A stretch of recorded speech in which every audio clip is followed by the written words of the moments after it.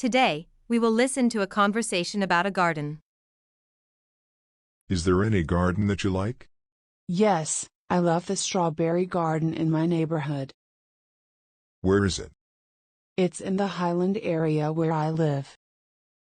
When did you first see it?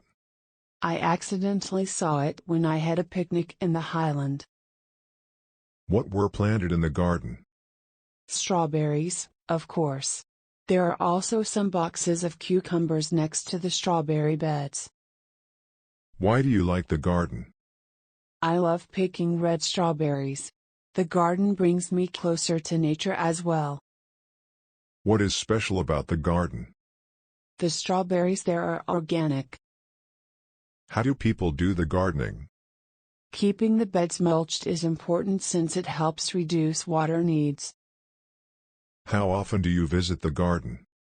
Just when I have leisure time since I'm quite busy. Is there any relation between the green garden and your mood? Yes, at least for me. The green will help me chill out. Do you want to be a gardener? Honestly, no. I'm not used to manual work.